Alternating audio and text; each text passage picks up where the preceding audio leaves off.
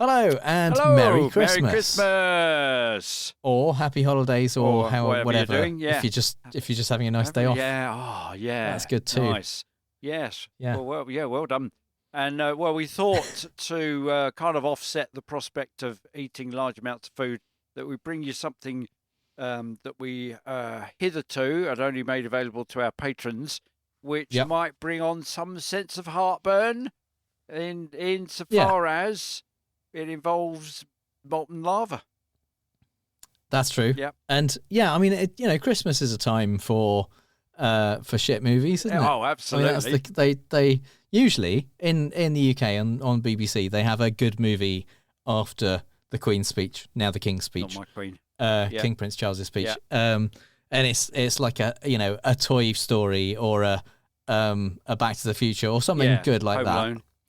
But the rest of the Christmas TV schedule is usually pretty shitty films. When I worked at the BBC, can we say that? Yeah. When I worked at the BBC, there used to be a race, because at the BBC you get a free copy of the Radio Times, which is the programme listing magazine. The Christmas Radio one, Times. Double issue. Yeah. And you go through it and you look at all the shit films they're having to do to fill up that bit between Christmas and New Year. Bit. Because all the regular shows are having a bit of a Christmas break, aren't they? Yeah. And you've got some specials for like Strictly or that kind of thing. But then you've got loads more scheduled than usual because all of the regular stuff is not on. Yes. So they fill it with crappy films. Yeah. So in that vein, here's one. In that milieu, here is a shitty film that we thought we would talk about, which has Dean Cain in it and is about aeroplanes and volcanoes. And the link with with Fallacious Trump is it's a tangential link, because Dean Cain, former TV Superman, allegedly joined ICE. Did he actually join, or did he fail? At the very least, medical? he's been promoting them. Right. Yeah. But in the same way that Trump said he'd throw himself in front of the shooter's bullets. Yeah. So and on that basis, we thought we would look at this film. So here's episode 1 of a series of episodes of us in our usual way going through it with a fine-tooth comb. Well, this film is, it's far too bad for us to rush through.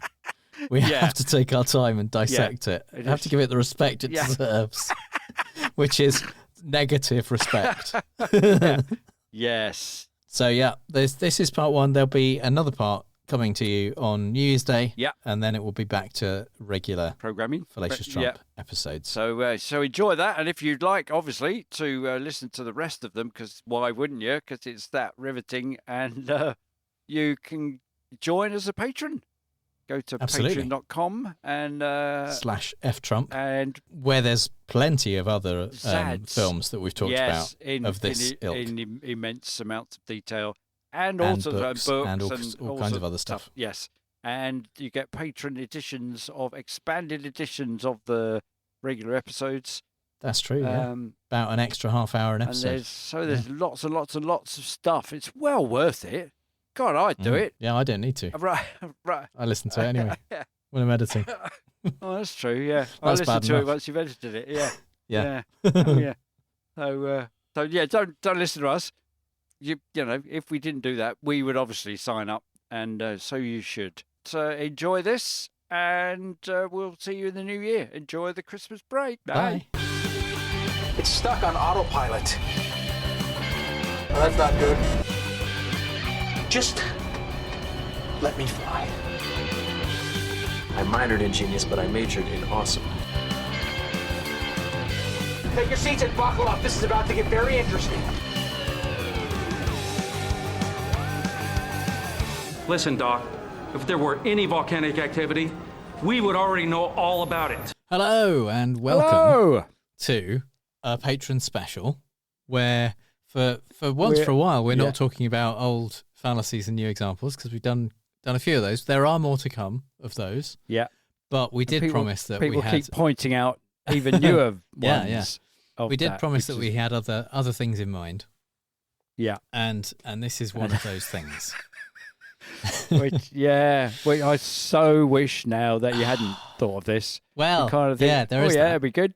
Yeah. So, There we go. so this So was the inspired. The premise, the premise of this. The reason that we came to it was Dean Cain joining ICE, basically. Dean Cain, or kind of doing his saying he's joining ICE. I don't think he technically has, but he was like promoting ICE, and he did an assault course, Right. which looked like either an assault course for dogs or children.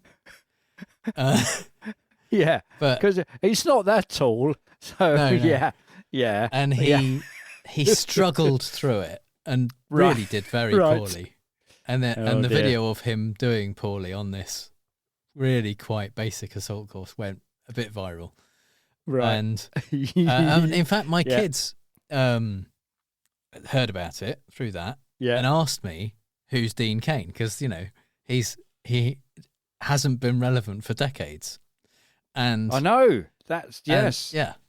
So my answer to that was he is the worst person to play Superman, by which I meant the worst human being who has been Superman. Right. And I was like, I specify, I don't mean like the worst Superman, like the worst at playing Superman. I mean the worst human being who has put on that costume. And then they said, oh, well, who's been the worst at being Superman? And I thought for a bit. Oh. And it was like, no, actually, it is also that. It is also Dean Cain is the worst Superman and the worst person who has been Superman. So, fits both boxes. So, I thought maybe we should look at a Dean Cain film, because they're going to be bad. Yeah, and because he hasn't done Superman since. Yeah. Well, it is nearly decades. What is it? 2008. It was the 90s. It was. No. He was. Yeah, Lois and that Clark. long ago. Oh my God. It was the 90s. Yeah.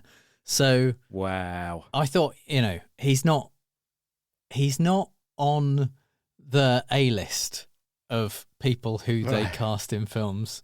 So the films he gets are going to be shit. So there's bound to be some good value in it. And so I had a look at the kind of ratings of the films that he's credited on IMDb for. And so I had a look at kind of some of those that were poorly rated. And I thought, well, what I can do is I can look at Rotten Tomatoes, and they do them in like in order.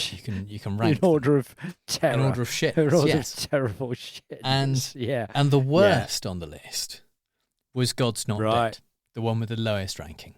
But I've seen a bit of that, and I am not prepared to watch all of it. Right.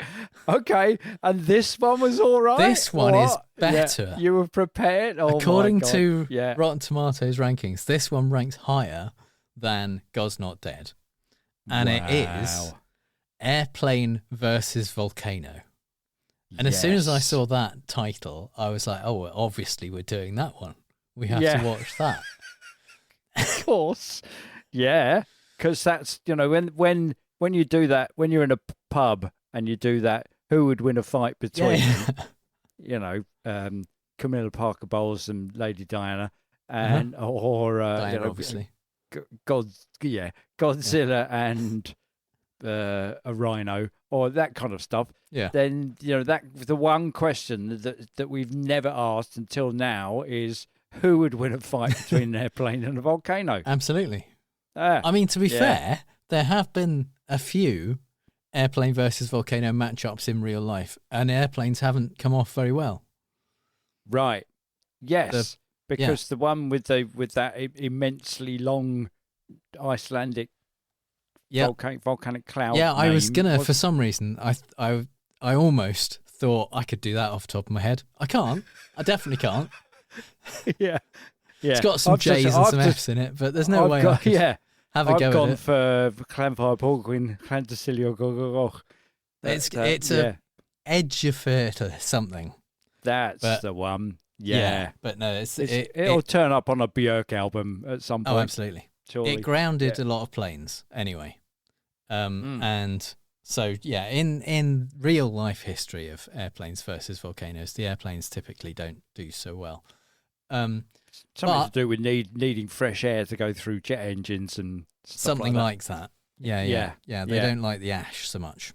Yeah, it did fill me with glee that our plane movie, Yes, which we did for, I don't know, £4.65 or something, looks distinctly more convincing. Oh, absolutely. I think we will talk about when we get to the section with the plane. Yeah, we will do a compare and contrast of what we did when we made a film set on a plane versus what they did and why we did it better. Yeah. Yeah, because we paid attention to things like physics and framing. Sure, that was one of the. I mean, yeah, and not shooting behind a table. We were aware of our ambition is one of the things. Yeah, that was part of why that worked better. But anyway, this is, as I say, Airplane versus Volcano. Dean Cain is on the airplane side, and this is an asylum film. Asylum are pretty well known for making low budget shitty films. Most of the time they know their shit. Like everyone's kind of in on it. Like Sharknado is one of their films. Right. There wasn't, I don't think, a person who was working on Sharknado who thought this is great. We're making the best film ever. We are doing good work. Doing good work. Yeah. They knew what they were doing. It's it reminds me of the whole of the Bollywood movement to kind of redo action movies. So there will be in Liberia, I saw a Bollywood version of a James Bond movie. Yeah. Which was, I mean, Bond movies are fairly long, but this thing was 4 hours long. Yeah, well, presumably it had songs and a love triangle. Yes, exactly. Added into it. Yeah. Of course, Bollywood does not give a shit about copyright. My favourite Bollywood movie is called Kante, and it is a mixture of Heat, Reservoir Dogs, and The Usual Suspects, all rolled into one film. It's fucking amazing. I highly recommend it. With song and dance routines. Fully proper ripped baddies. off. Scenes taken directly from those films. But in very much the same way, Asylum does a thing that they call mockbusters, or it has become called mockbusters, which is where they piggyback on an existing IP and make a kind of off-brand version of it, like a little version of the film that's coming out.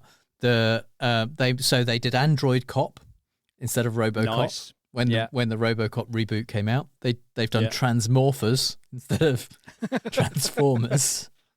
They did Snakes on a Train when Snakes on a Plane was out.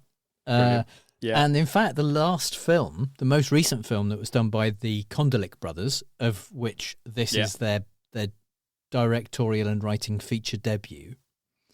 The latest film they worked on together was called Hornet, which was about a giant robot saving the world from aliens, and it came out exactly the same time as Bumblebee, the Transformers spin-off. There you go. So they basically make films for short-sighted people who might accidentally walk into the wrong film. And it also reminds me of the when I was growing up, there were LPs on the MFP label, I think, Music for Pleasure, and they were like the Top of the Pops series before. Now that's what I call music, right? Which are compilations of actual original tracks. There were the Top of the Pops series, which would do really poor versions of they would do cover versions of the songs, and then you could buy it for like £1.29. So you would have an album with all the latest chart toppers on it, but they're not by the original artists. They're by session musicians. And the only saving grace was that on the front would be, this was the 70s, so it would be a scantily clad model in a crocheted bikini or something. And that was kind of presumably the only one reason of you bought it. Yeah. one of the dancers off Top of the Pops, was it? One of the Pan's people. Could well have been. Yeah. That kind of a thing. So they and with sort of strangely blue tint to the colour. So it was it was awful and cheap. I mean, they're probably collector's items now, and they kind of they did it in all seriousness as this is for people that can't afford to buy the real thing. So what was for the price of a single, we can give you an album full of all of the hits. And they didn't even say these aren't the originals. They would just say Top of the Pops, and it would list all of the latest chart-topping songs. And you go, oh my God, look at that, all of that for £1.29. And you come back and you put it on the turntable, and it would just go, oh no, it's awful. Yeah. I've fallen for it again. Well, yeah. Very much in the same vein. This is awful, and it is. Unlike Sharknado, I don't know. I mean, I suspect there's a few people on this one who thought they're working on a proper film. This is a proper film, and they're doing good work. And this doesn't have its tongue in its cheek at all. They are taking it deadly seriously. They're just doing it incredibly badly. Yeah, but they don't seem like that, to be. If you're going to do comedy, you've got to take it seriously. But they're not. They're not doing. No, they're doing not comedy. That. They think they're doing serious blockbuster stuff. Yeah, there's no sense that they're having fun with it, or that they think it will be fun because it's bad. They seem to be doing their best, but their best is shit. Yeah, that's what it looks like. Yeah. And also, who's that film critic that we oft admired, who was criticised by the filmmakers that he critiqued, but because they said, well, you don't know what goes into making a film, and he said, but that's kind of hardly the point. But what he did do was decide to make a film. So he made a film by writing down Joe Queenan. Yes, writing down all of the things that ought to go into a good film, and then putting them in a film, like stubbing out a cigarette in a fried egg, stepping out of a car into a puddle, that kind of stuff. And he just like strung all these, that's the past tense of strung, all of these moments together in a plot. And watching this movie, they've just done that thing. They've just written down all of the cliches and then said, right, well, we've got to have this, and this is the bit where we've got to go to there, and nobody at any point has questioned them and said, I guess, what the fuck are you doing? Yeah. I mean, it is a fucking mess. They have, in that respect, yes. There is, I mean, simultaneously a lot going on and really nothing happening at all. And it is, there's subplots that don't go anywhere and have nothing to do at all. I mean, none of the characters matter whatsoever. No, they all kind of have backstories in a way, but none of them will matter at any point. I thought about 15 minutes in, okay, I'm really going to give it a go to see if I could care for any of these characters. Oh yeah, good luck. Because we've got all the standard characters. I felt nothing for them. It's just, and I think, is that me being a hard-bitten, complete, cynical bastard, or is that just bad writing, even worse acting, and terrible plotting? And I think it's probably the latter. Yeah, because it was just, oh my God, right. And you could almost, right, now we need to see this person. Now we need to be introduced to that person. Now we need the baddie. Now we need the basically the good guy. If you think about Pearl Harbor, the shitty Michael Bay film with Ben Affleck, right, which was already bad. Yeah. But instead of the, I don't know, gonna say $150 million they spent on that film, right? Yes, you've got $150, and you couldn't get Ben Affleck and his amazing acting chops. You had to go for Dean Cain instead, and his amazing acting and chops. then go like do the same thing for all of the other actors who were already shit in Pearl Harbor. Yeah.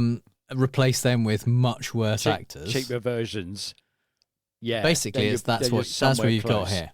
It is the messy, shitty, badly written, badly acted thing that, at least on Pearl Harbor it had some good explosions, and this does not. True. No. And also, given that we leveled the same criticisms to Blackbird, I missed Blackbird. I had to kind of go back and watch a bit in order to kind of wash my mind out. Absolutely. Afterwards. I feel like we were too harsh on Michael Flatley. Yeah. Having seen this. Oh, no. Yeah, but at least Michael Flatley's the kind of raison d'etre was he wanted to write himself into a spy movie. He wanted to be James Bond. There's a sort of hands-off thing, do these guys want to be the Wachowski sisters?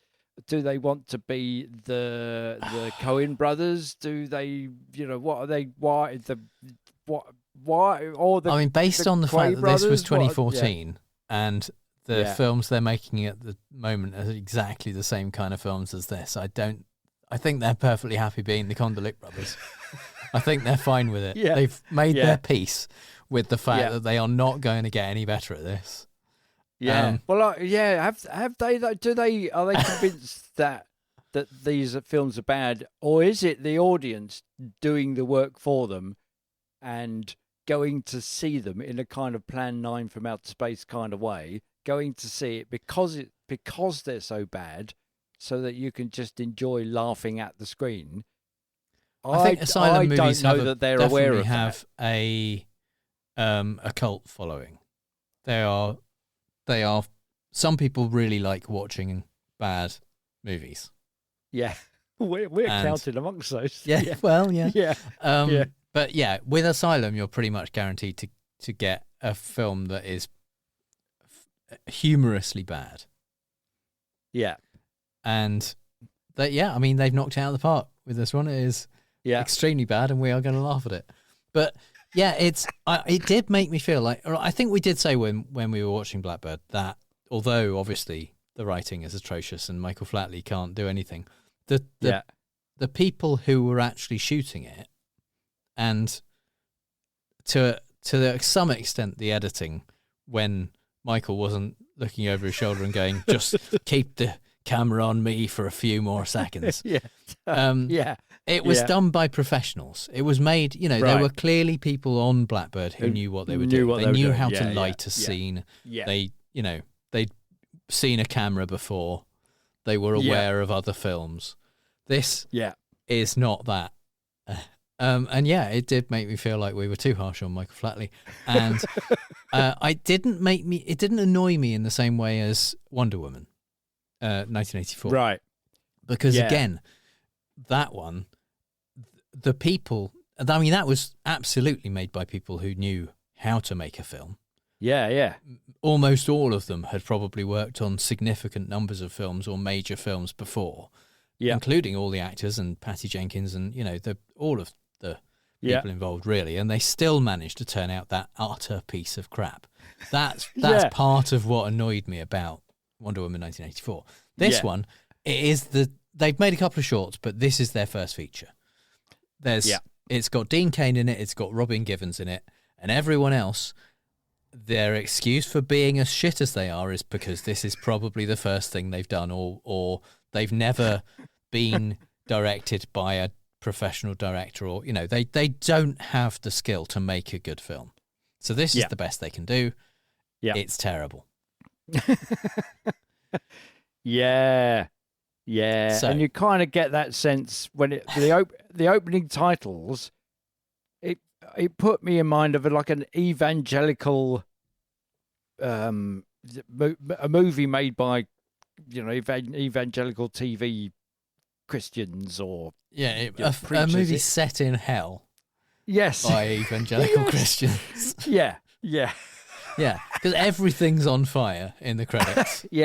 And you've got the kind of and it looks and that typeface is. I mean, it's not Comic Sans. It's kind of it's got serifs, but it's gold, and that if Trump had opening titles, this is what they'd look like.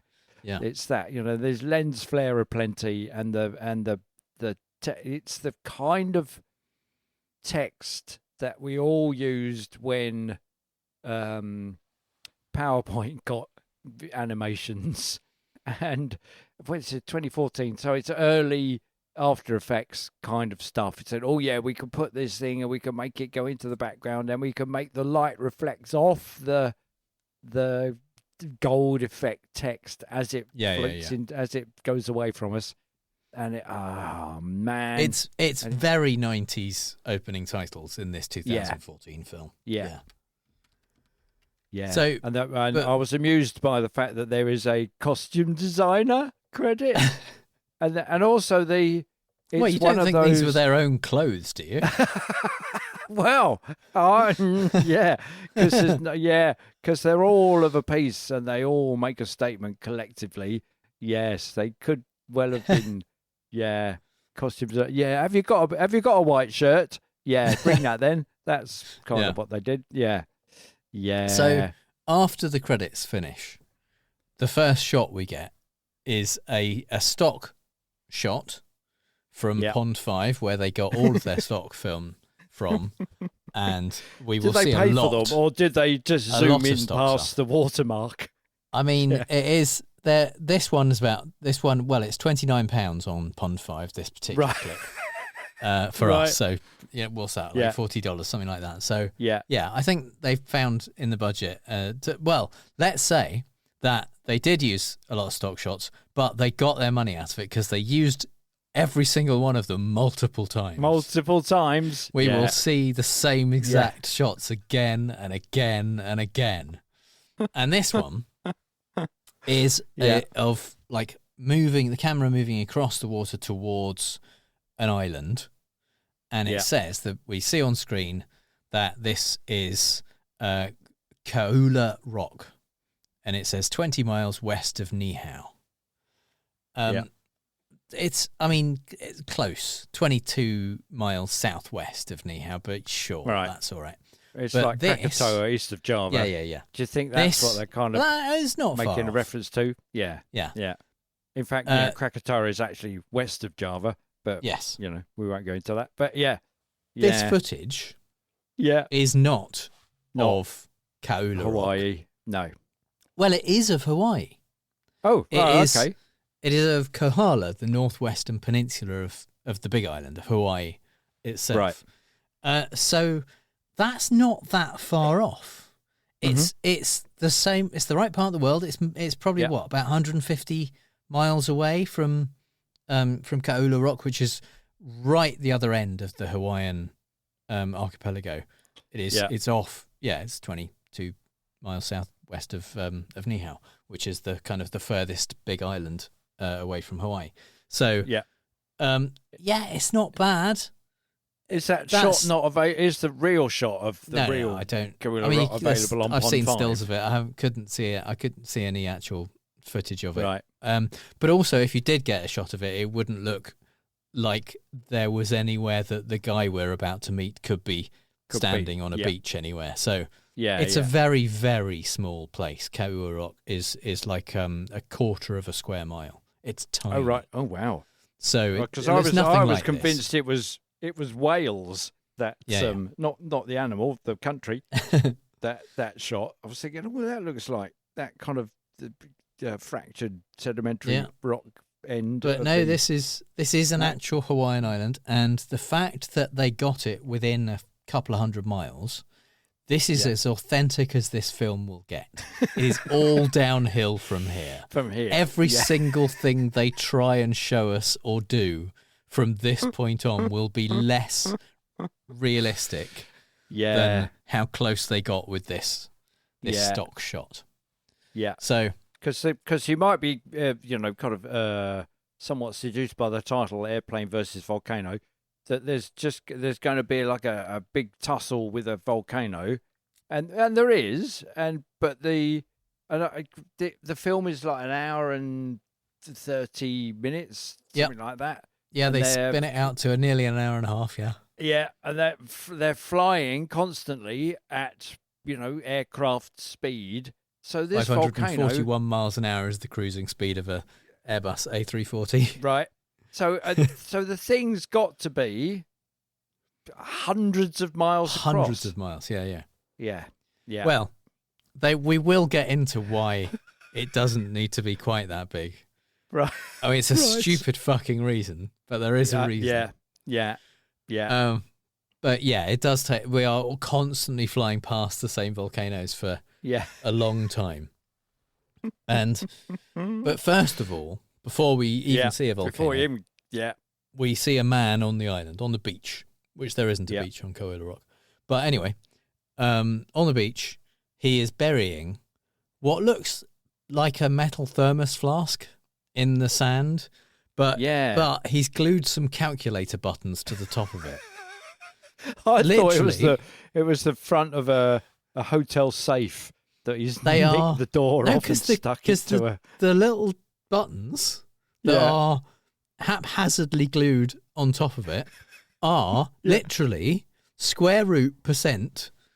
Wow. Dot, minus, divide, multiply. They didn't use the plus. Memory plus, memory minus, memory cancel, and memory recall.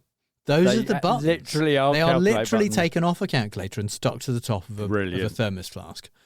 Brilliant. This apparently is a seismograph sensor. Right. Because he is a volcanologist and he is checking for seismic activity by burying this thing, which I don't know why you would need a square root sign on a seismograph. But that's what, you need to Perhaps sometimes maybe... The take tremors the are square so root small of the earthquake. And then divide it by the percentage. I haven't got an exponential in there. Yeah. Because the tremors are going to be so tiny, they want to multiply them. It's hard to or say. Something. But he buries it about an inch under the top of the sand, which again I don't feel like it would do anything. Just leave it on the beach. Exactly. If you're going to do that, you might as well just leave it on the surface. Yeah. Why would you do that? It looks less scientific though to have a flask with calculator buttons on it. So he buries it under some sand and then sticks like a red broom handle in the sand, presumably as a marker so he can find his seismograph again. This because it must be expensive. Sure. I mean, it's a made up thing, so it it's could only be one any of them. amount you want. We'll really, need that again. Because this isn't how they do measuring earthquakes at all. No. I mean, you've seen, the thing is, there is plenty of footage on Pond 5 of actual seismograph machines that they could have used.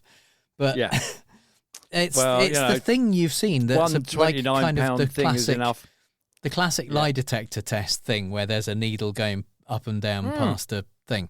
That's basically what a seismograph is. They've always been like that, and they still use those kinds of things. It is a machine that literally, when the Earth quakes, there is a part of the machine that has inertia, so it stays where it was. The machine moves, and that scratches the things onto the rolling paper, roll of paper as it goes past at a set rate, so that you get a certain amount per second, and you can see where the stuff that we all know. If you showed somebody one of those, you go, oh, that's like for earthquakes. Yeah, like now hang on a minute, because the tsunami, the earthquake, and the big tsunami in the Philippines, that was 2008, so that predates this movie.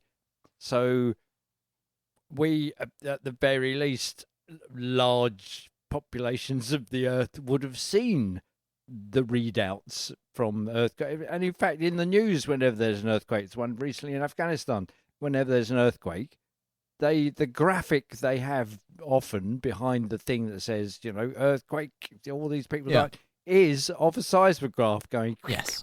Yeah. It's not like we don't know. So no wonder I was confused when I was thinking, who's this guy then?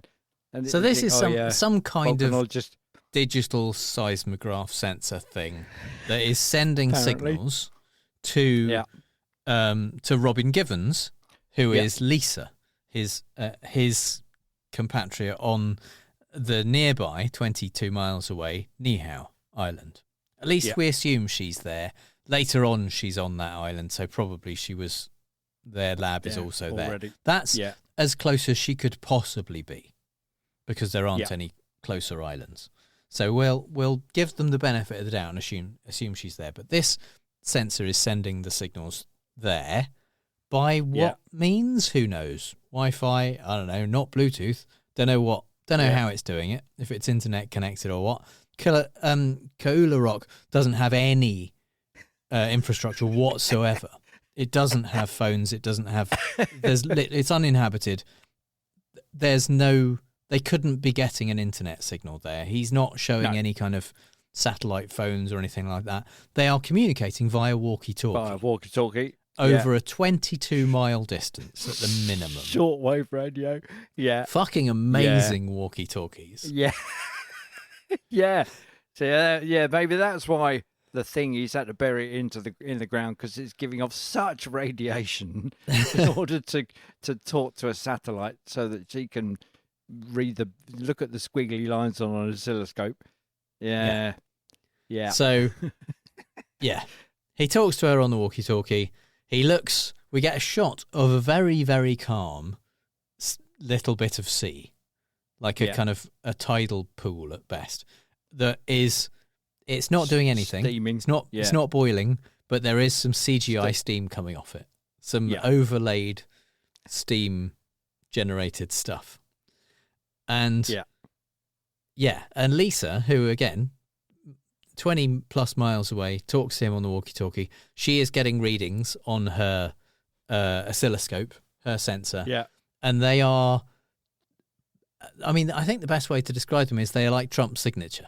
They're that kind of jaggedy up and down line. That's what she's seeing. Yeah.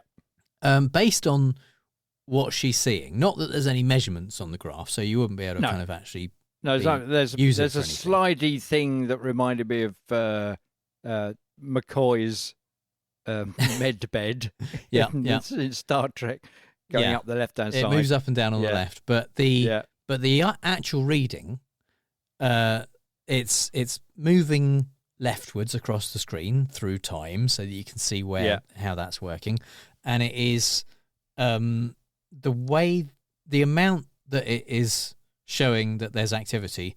He is currently experiencing quite a significant earthquake, because there isn't that much more room on the graph. Yeah. So if it's going to get worse, it's got nowhere to go. It's very up and down already. Yep. And she says, Kaula hasn't shown volcanic activity in 5 million years. How is it possible so far from the hotspot? And the Hawaiian hotspot is a real thing, right? It's basically Mount Kilauea is just south of the Big Island, and that's the kind of the most active volcano in the Hawaiian Islands. Most of the others are either dormant or extinct. I think there's 4. There's 2 active volcanoes and 4 dormant ones, I think. But they're where the crust comes open and the lava comes through, the magma comes through, that's the hot spot of Hawaii. Right. So that is, it's a real thing. They looked up a phrase to do with volcanoes to make this volcanologist appear like she knows what she's talking about. Joseph doesn't get a chance to explain why it could be possible, because he is climbed up a bit of a bluff for some reason and is looking at 2 of the shittiest CGI islands you've ever seen. Yeah. Which have apparently just sprouted out of the water. Yeah. Which is not how that works in any way. I mean, I don't know why anyone would think that's how that works. Because obviously the islands, where volcanoes, when they emerge, it's because there is an eruption from underneath, and the island is the cooled lava. Yeah. Right? That's how volcanic islands work. Yeah. If they start off below, like if the crust raises because of tectonic plates moving and it raises up the crust, then yes, it can raise things up a bit. But that happens gradually over time. When there's a significant shift that causes an earthquake or an eruption or something like that, you don't get hundreds or thousands of foot island just appeering in the sea in one go. Out of the sea. And then later on erupting. It is the eruption that makes the island. Breaks the island. It's the other way around. What made Koula, which is a kind of crescent island, is the fact that is what's left of the top of the flat top of a shield volcano. So it's as they erode or recede into the sea, then they become atolls, and then at some point crescents and islands and that kind of thing. So the opposite has happened in apparently minutes, because they didn't know those islands were there. And he's like, I think a submerged volcanic shelf has surfaced. There are new islands out here. We go back to Lisa's oscilloscope and see that the seismograph is showing literally exactly the same animation we saw 30 seconds before. Yeah. Which is, so they should have. Worse. It doesn't make any sense because off the charts. Yeah, there's a point on that is on the thing that we're looking at where there was no activity, because that's before he activated the seismograph monitor. Yeah. But that should have been gone. Should be well off the chart by now, because we saw the activity as it was happening. But we see the exact same animation. Presumably, again, this is from Pond 5. I couldn't find this exact stock footage. I don't think it's a seismograph, because I searched for seismographs on Pond 5 and it only had those paper ones. Yeah. But it's showing the same thing. They talk briefly about someone called Landon, who we will meet later. He's on his way, apparently, and they'll need his help running some tests. And then the broom handle that Joseph stuck in the sand starts to shake. Yeah. And yes, because I'm still kind of confused by his geography, because when he's at the broom handle, he looks off to his right and can see the water that isn't doing anything, steaming. Yeah. And where is that? Is he standing on? He's right next to the water. Yeah, but then he has to go up quite over a long way. dune in order to see the sea. Yeah. And yet the tremor that's going on, she then says, it's right on top of you. Because that's the thing is shaking. The broom handle shakes, and she, here's the thing. Yeah. First of all, we get the exact same shot of the definitely not that island from 1 minute previously, and then we get another shot of the sea with even shittier CGI steam rising from it, with that same bit of calm thing. With things that look like jellyfish coming up out of the steam overlaid on top of the thing.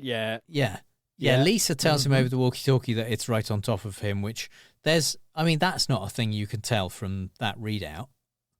The readout just gives you the amplification thing, the reading that how severe this shaking is, how much it's at that point. Tremoring. It doesn't tell you that you're at the epicenter or anything. Yeah.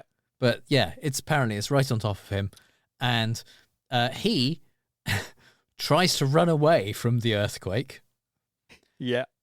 Again, the island he's on is 1/4 of a square mile, so I don't know where the fuck he thinks he's going to go. Where he's going to go. And if he runs too far over there, he'll fall into that little bit of steaming water. In the hot water, apparently. But he doesn't get far before he turns and screams, literally like there's the kind of the attack of the 50-foot woman is after him. Yeah. That kind of thing. He turns, looks up and screams, and then we get a very, very close up, presumably Pond 5 stock footage shot of some lava. Yeah. It's so great, we assume he throws his hands in the air. Yeah, it's like, lava. Yeah. Yeah. So And it's engulfed him because the radio's gone dead. Yeah. He doesn't say anything. Therefore, Robin knows that he's dead. Lisa, rather, Robin Givens. She knows he's dead. Yeah. And she emotes a bit. And also, we're oddly in that shot there because there's a very Batman-esque shot when she's saying it's right on top of you, and it kind of like does the old kind of twisty zoom thing, tips the camera and zooms in, and then we get a shot of her talking into the walkie-talkie. Then we get a close-up of her talking into the walkie-talkie, and is it a Michael Jackson tribute or something? She's wearing a sticking plaster on her finger, holding the. And you think, why did nobody notice that? Why is that on there? Don't know. Did nobody say, "Oh yeah, no, Robin, you've got a sticking plaster on your finger"? Could we? I said, "Yeah, I've cut my finger and it looks awful. So can we just use your other hand then?" No. Can't do that. Yeah. Continuity. No. They'd already shot all the rest of it. Yeah. So, I did try to figure out from all the very close shots of the walkie-talkies, like what brand it was, what model it might be, so I could try and figure out the range. But the range, but I think it's a prop walkie-talkie. I don't think it's a real. I don't think they could afford an actual walkie-talkie. So someone like 3D printed one, or what is 2014? They like vacuum formed some plastic to make it kind of vaguely walkie-talkie shaped, because it's just kind of matte black with no markings on whatsoever. So it's got knobs. It's probably got the rest of the calculator buttons on the front. Yeah. But and a chunky aerial. Yeah.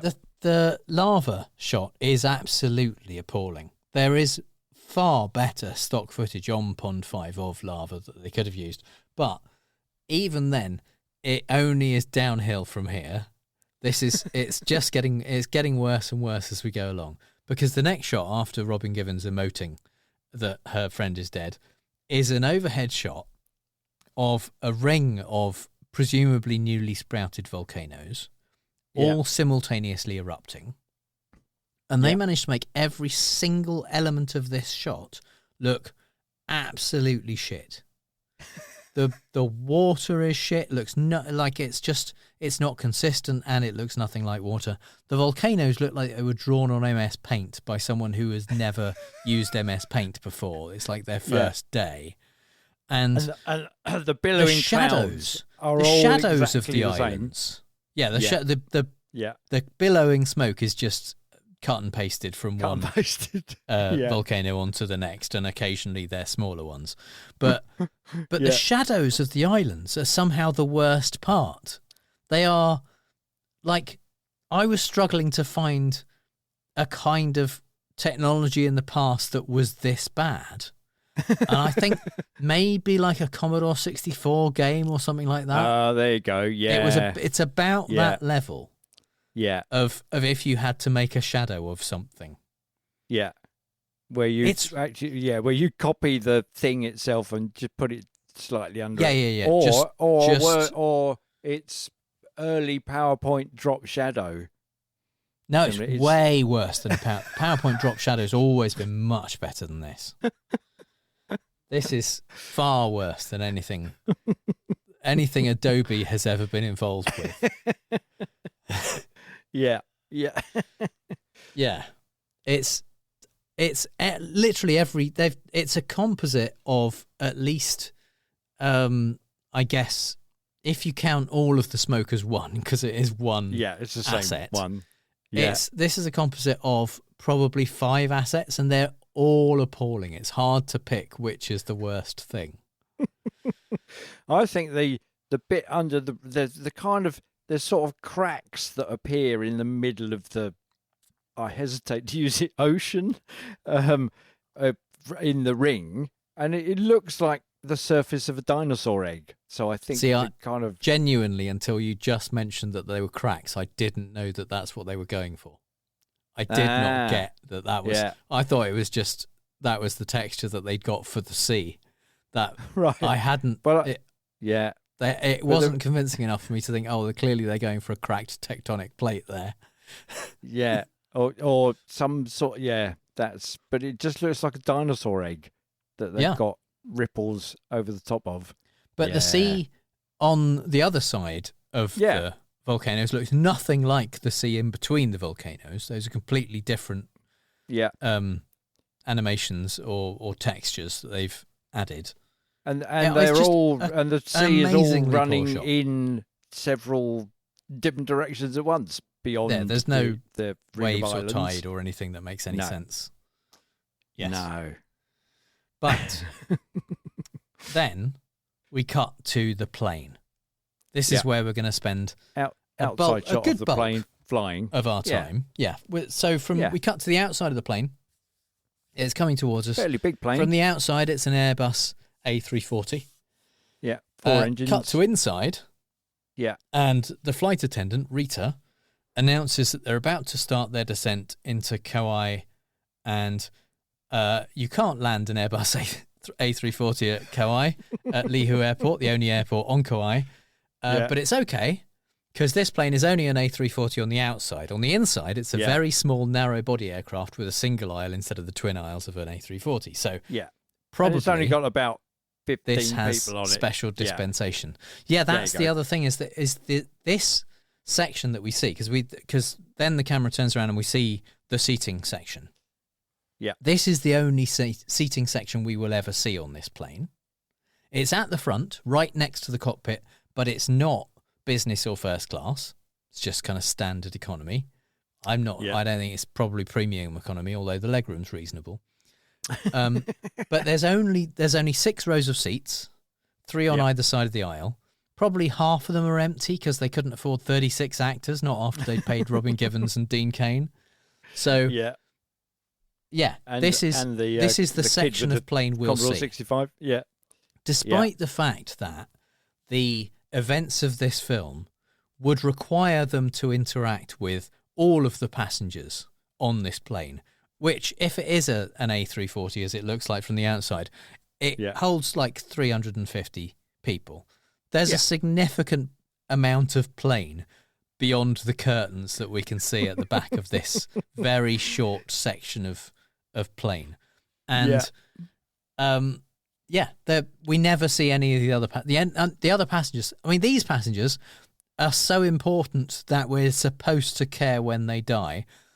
The hundreds of other passengers that we never see don't matter at all. No, they don't factor into the story. None of them. Half of the ones that we do see, don't say anything. They don't have a word. But none of the other 300 passengers on the plane ever have any queries about what's going on during this flight. None of them. Yeah. None of them are involved in any kind of rescue procedures or anything that come along. That they're back there watching like Scooby-Doo 2 Monsters Unleashed on the little screens in the front of the seat. And they might be watching that's Airplane. It is they didn't need to make this a jumbo jet. That's the thing. No. They didn't need to make it. Not only that, one of the biggest wide-body planes that there is. Yeah. They didn't need to do that. What they could have done is made this a private plane or a small commuter plane. There are planes. If they are flying to this island, the Kauai Island, some planes fly from the US mainland, but small planes fly between the Hawaiian Islands. The islands. They fly from Hawaii to Kauai, and they are small planes. They would reasonably have the number of seats of actors they could afford, and all of the stuff that happens could still happen. Apart from some of the crazier stuff with losing engines. But almost all the stuff that happens could still happen if they had just been more sensible about what kind of plane they were using. And it would have been more convincing that they were in the air and couldn't get out of the ring of volcanoes. Yeah. Because we're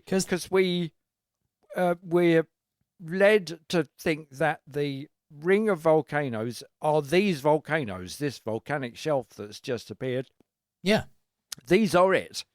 which I mean, there's There's this ring of like 1, 2, 3, 4, seven-ish 7. volcanoes. Yeah. Something like that. Yeah. So which is this is where they're stuck. They basically. Yeah. I mean, we're not there yet. They're not in that. But when they get into it, they can't get out. That's the kind of idea. Basically, they become trapped in this ring of fire. So I think it's reasonable, given that we've talked about the seating section, to discuss our plane movie that we made. Yeah. And how we did it better. Yes. Because just the bit where she flings the curtain aside to come out and make an announcement. Yeah. Between two dark blue flats and a curtain. And it just, it is a Plan 9 from House to Space kind of flat thing. Yes. Where they've just sort of trolley the camera back, and it's not they have this very attached to the rest of the very cabin. small section of plane.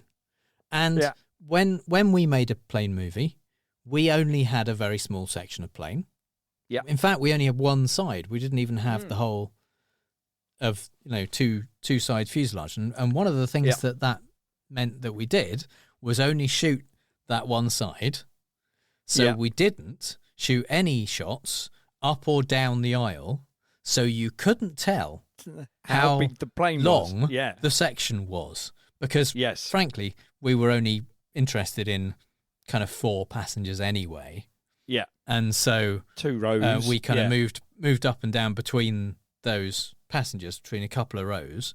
And you could assume that there were people behind them and in front of them without us ever showing how few people there were in front or behind them.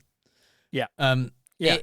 I'll be honest, it did benefit us that we weren't doing a story that would have involved everyone on the plane had it happened in real life, where they would have been requiring to know what was going on or getting involved or something happening, because the plane part was only part of the story, and it wasn't. It was focused a disaster film or anything like that. Yes, exactly. Yeah. Because if we had made a plane movie about everybody on the plane, we would have bought a bigger bit of plane. Absolutely, we would have needed to invest in that and made sure that we did it properly. But we used the section of plane that we needed to make it make sense, and it. I mean, genuinely, this was something we did. Jesus Christ, when was it? It was like 2000. It was 99, 2000, something like that. Yeah. I mean, so I haven't looked at Dean it Cain's TV in a long time. I seriously doubt it holds up. But at the time, people did say to us, "How the hell did you get a plane to shoot on?" Yeah. People were absolutely convinced that we'd filmed on a real plane. Yeah. And it was just it was a section from a prop house and a couple of did we even have, I think we had a cart, like a meal cart, the stewardess, didn't we? No. I think they offered us one, but we just did we decide that we didn't need we just that had trays. So we just had trays, that's right. Tray across. Yeah. So anyway, we did we made it work with what we had because of the constraints of the story and the constraints of our budget, but it was much more convincing than this. And part of it was because we reined in our ambition and didn't try to make it more convincing by having a bigger section of plane. And what they've done here is they've tried to do an enormous plane, but only show us like 2% of the plane. When they could have told the whole story about a smaller plane, and it would have been better. And it would be that much more convincing, not least because of the flight time involved. Yes. If it was a small plane struggling to exit this thing, that would make perfect sense. Yeah. Because it wouldn't make perfect sense. It would be a little bit more convincing. Yeah. Because at any time in this movie, I'm thinking, well, surely they'd be out by now. They'd be 10 minutes. They'd be out. Yeah, we haven't got to the bit that explains why they're they're stuck in this section. But we'll get there. That's not convincing either. Yeah. So, as I say, we see all the passengers. So the camera turns around and we zigzag down the row looking at all the passengers that we're going to get to meet. And it ends with Dean motherfucking Cain just kind of sleeping away in the towards the back. The flight attendant, Rita, she wakes Dean to tell him that it's time to put his seatbelt on. But then says nothing to a child who is kind of kneeling on the back of the seat and, and wordlessly staring at the man in the seat behind, kind of threatening him with a paper aeroplane. This kid, I think he has one line in the entire film. I think it's only one word. Yeah, it might only be one word. Yeah, he doesn't say a thing. Yeah, but he's interacted with a lot. Like it's, I don't know if he's. I think he's like that guy, the barman in Bluebird, Blackbird, Blackbird. who could only say lines if the camera wasn't on him. Maybe that's what it is. But this kid, he gets one line, one word maybe later on. Yeah, but at this point he's just staring at the guy in the seat behind. And the guy says something amusing to him, and the kid's mum turns around and apologizes, and then weirdly, because this is the thing, they try occasionally to do dialogue in this film. Yeah. Usually it's just exposition. Nothing but that's almost all of it. Like 95% of it is exposition, but occasionally they try and do something which isn't specifically story related, and that's when you get weird shit like this, because they don't know how people interact with each other, and because they're too busy thinking that they're making good films, so they haven't got to go out and meet people and talk to them like humans. Yeah. So the mum turns around and apologizes to this guy for her son, and then says, "Hank, right? You look like a Hank." What the fuck? Who's ever said that? What? Yeah. Not just. I mean, it's weird. I think it would be weird to say, "Is your name Hank by any chance?" Because you look like a Hank. But just to assume his name is Hank. Like to say Hank, right, as if you think you might know him. Yeah. Yes, that's what I thought. When she said it, I thought, okay, so she recognises him. And they go, "Oh, it's Hank, right? Why? Because you look like a Hank." Yeah, because she just reckons this is a skill she has of divining people's names from their face. She's wrong. Yeah. She doesn't have that skill. No. It doesn't come back.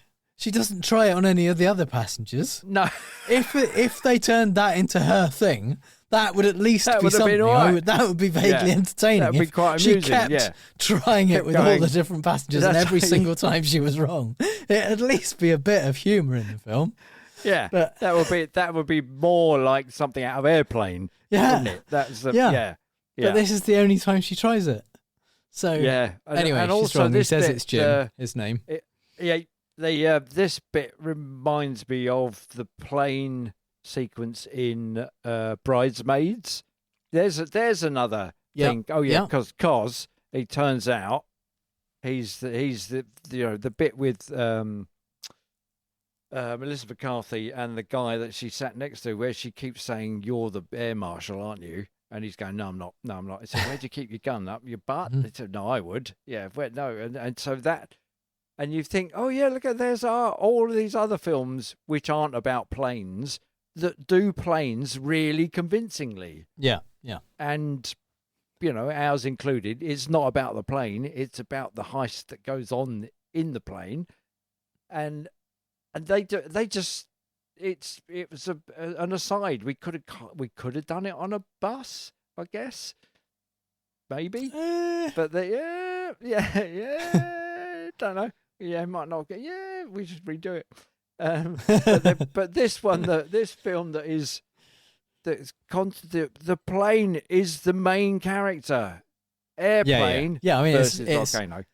It's in the title, isn't it? Yeah. and they do it, and it's so shit. Yes.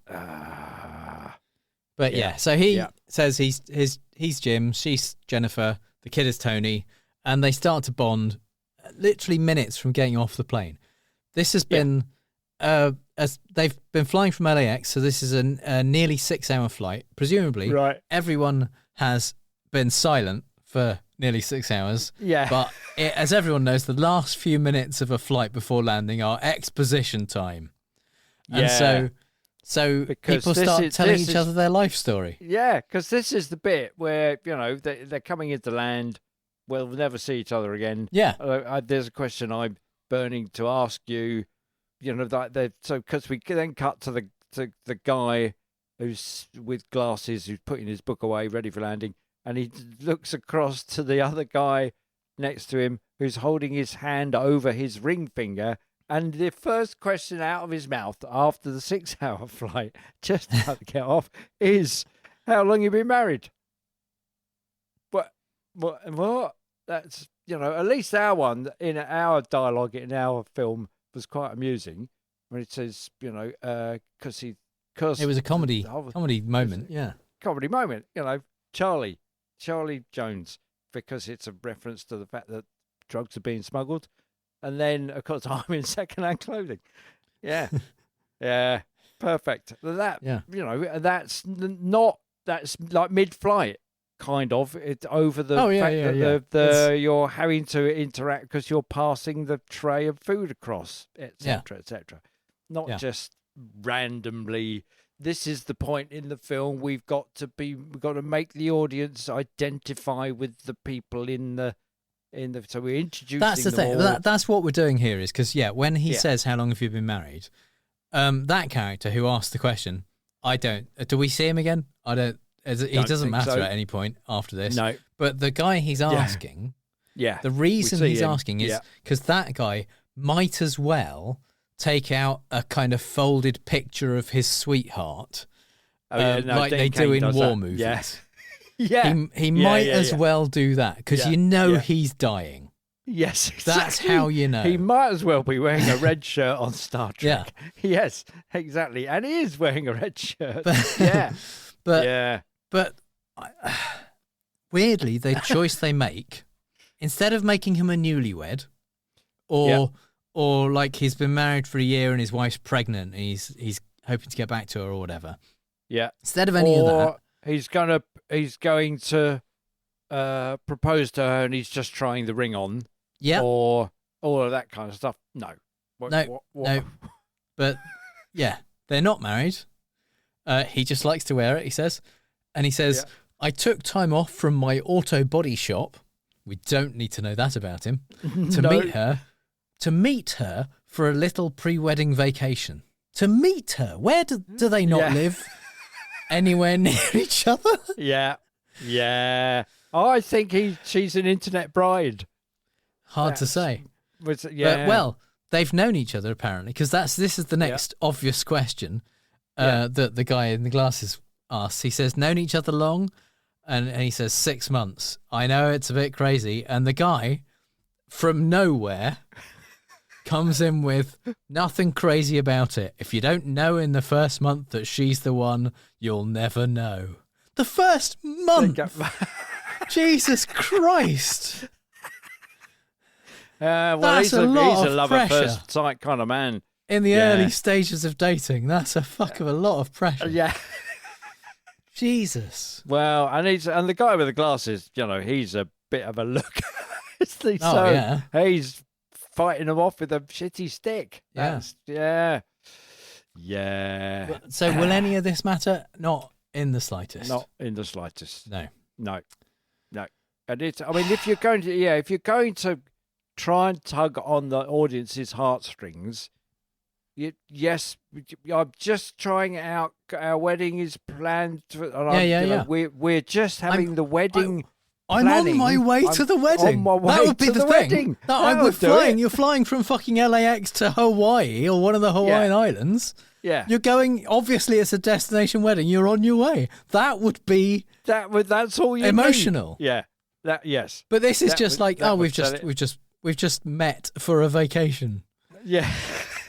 Pre-wedding vacation. At some point 'Cause I'm soon, on we'll my be way getting from my married. auto body Unstated shop. amount of time Yeah. from now. Because I'm a Yeah, mechanic. if I can get more time off my auto body shop job. Yeah. Yeah. Oh, And- so and weird. you think so? I'm at this point. I'm noting down all of the skills that they've all got. I'm thinking, right, okay, he's an auto body shop guy, right? Oh yeah, he'll what- know how to fix that- stuff. He'll know when how things to go wrong. unweld things. I don't know, bend stuff, check when Yeah. the exhaust is going wrong. So yeah, so that's important. So I kind of noted that down. Did it come to anything? No. He gets fuck no. asked. Don't we find out his name later on? Frank, his name's When- Frank. Yeah. He's good at And we lifting find that out. stuff. He's Find good at that lifting stuff, and that's obviously Dean, and he's a lot slighter built than Dean Cain is. Yeah, yeah. Why Dean Cain needs somebody else to lift people when he couldn't have done it himself? That wasn't All of that. That question All of those wasn't muscles solved. were just it was a bodysuit under his under Yeah, his Superman uniform. It's just yeah. So that question wasn't the that wasn't the answer that the auto body shop guy no. raised the question in my head, thinking, right, what's he going to use him for? Moving people mostly around? lifting. Yeah. Lifting somebody. It's, Yeah, it's I'm the a body- equivalent of going up to someone tall in a supermarket and asking them to get something off a high shelf for you. That's Yes, basically what Dean exactly. Cain uses Yeah. this guy for. Yeah, but why? The other guy said, you lift him. You're Yeah. not beefier than I am. I'm just an auto body shop guy. Yeah. I just do buffing, polishing, and Bondo sanding. That's my job. I don't know anything about lifting stuff. I've got a crane. I've got a jack. Yeah. Yeah. That's, So we're about to meet the pilots, but I think this would be an excellent time to because to it's a end this cliffhanger one. moment. Yeah. Yeah. Because wait till we meet because the there's pilots.